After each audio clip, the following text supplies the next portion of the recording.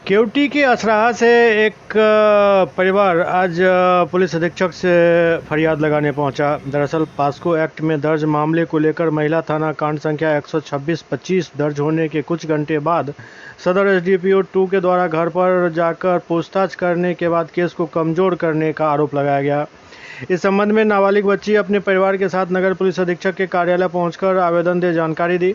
नगर police अधीक्षक ने POCSO act के मामले में इस तरह की लापरवाही को गंभीरता से लेते हुए महिला थाना प्रभारी को बुलाकर जानकारी दी है। उन्होंने निर्देश दिया जो गंभीर मामले में किसी तरह की कोताही बर्दाश्त नहीं की जाएगी। फरियादी ने आवेदन में कहा है कि अनुसंधानक के द्वारा भी उन्हें मामले को लेकर सुलह करने को कहा जा रहा है। केवटी थाना क्षेत्र के असराहा गांव के रहने वाले तौकीर अहमद और असद के खिलाफ केवटी थाना में मामला दर्ज करने के लिए आवेदन दिया था, लेकिन पूर्व के थाना अध्यक्ष द्वारा मामला दर्ज नहीं किया गया। उसने आरोप लगाया कि थाना अध्यक्ष की मिलीभगत से मारपीट सहित घायल करने का उनके पिता पर आरोप लगाते हुए उन्हें जेल भेज दिया गया, जबकि मामले को लेकर उनके पिता ने पहले मामला दर्ज कराया था, लेकिन पुलिस ने उनके पिता को जेल भेज दिया।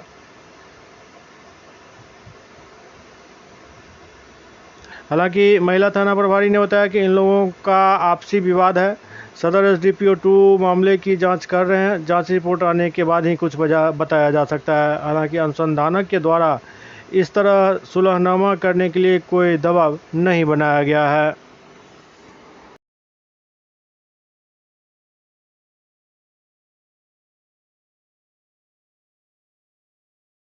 असराहा खाना केवटी।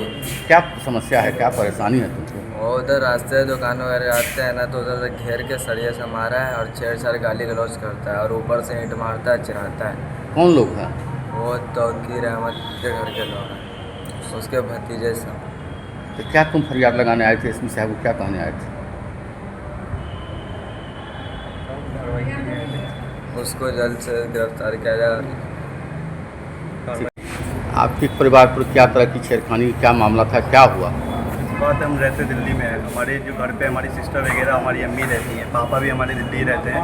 तो तौकीर और उनके साथियों द्वारा, जो तौकीर है वो उसके मुखिया का भी सपोर्ट है उसको पूरा, तो उसके द्वारा मेरी बहन आती जाती थी, उससे छेड़छाड़ वाली घटना हुई, जिसपे हमने पहला रिपोर्ट केवटी थाने पे दिया। केवटी थाने पे रिपोर्ट देने के बाद वहाँ से कोई कार्रवाई नहीं हुआ। फिर उसके बाद दूसरा मामला हमारे घर में घुस करके तौकीर अहमद और अन्य लोग हमारे घर में घुस गए, जिस टाइम में हमारी अम्मी और पापा दोनों घर पे नहीं थे।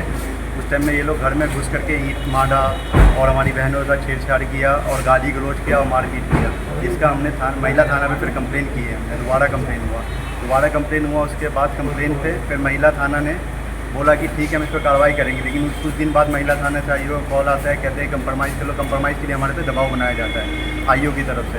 वो कहते हैं कंप्रोमाइज़ कर लो, उस पर अगर कंप्रोमाइज़ नहीं करोगे तो हम कुछ नहीं कर सकते, ऐसे करके आईओ का कॉल आकर बोलते हैं। उस पर हमारी बहन उनको बोलती है कि सर ऐसे ऐसे वो गाली गलौज करते हैं, तो वो उस पर आईओ का रिप्लाई आता है कि किसी का मुंह हम थोड़ा ना बंद कर सकते हैं। इस दरख्वास्त पे हम एसपी साहब के पास आए थे कि हमें इस पर कार्रवाई की जाए, और उसके बाद भी हमारे पापा पे झूठा मुकदमा करके उनको अरेस्ट करवा दिया गया थाना प्रभारी द्वारा, हमारे केवटी थाना प्रभारी द्वारा, पुराने थाना प्रभारी थे।